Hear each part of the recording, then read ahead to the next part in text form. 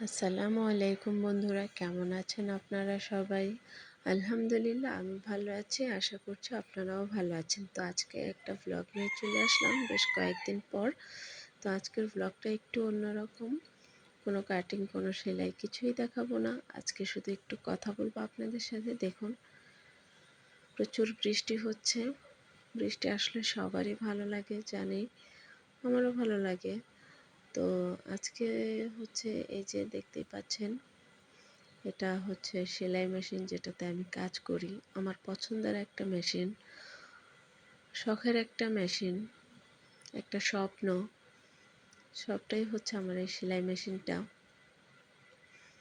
তো মনটা খারাপ, তো আপনাদের সাথে ভাবলাম শেয়ার করি। ভালো লাগা খারাপ লাগা সব কিছু আপনাদের সাথে শেয়ার করতে হয়।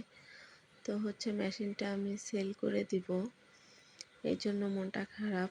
অনেক দিনের একটা, অনেক সময়ের একটা কাজের জিনিস আমার। তো যে কোনো জিনিসই হোক না কেন, সেটা নতুনই হোক পুরানি হোক, তো আপনার পছন্দের যদি হয়, তাহলে জিনিসটা কিন্তু সেল করা বা দিয়ে দেওয়া বা ওটাকে হাতছাড়া করা কার কেমন লাগে জানি না। আমার অনেক খারাপ লাগছে বা অনেক কষ্টও হচ্ছে যে আমি মেশিনটা দিয়ে দিব বা হচ্ছে বিক্রি করে দিব। খুবই কষ্ট লাগছিল।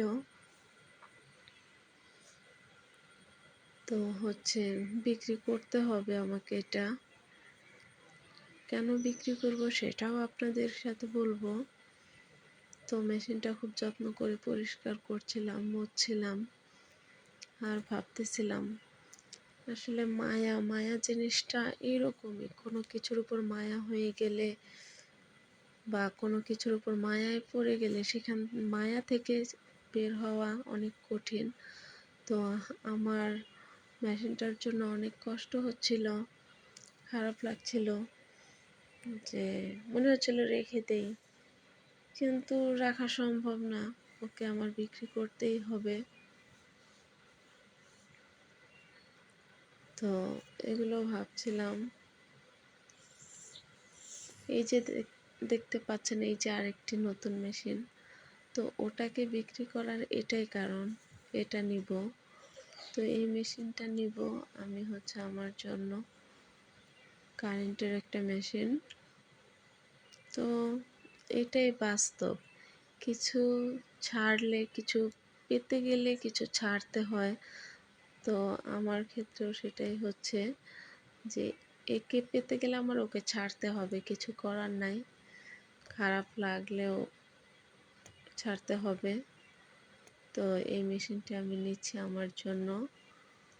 তো কেমন হয়েছে অবশ্যই আপনারা জানাবেন। ভালো থাকবেন সবাই। আসসালামু আলাইকুম।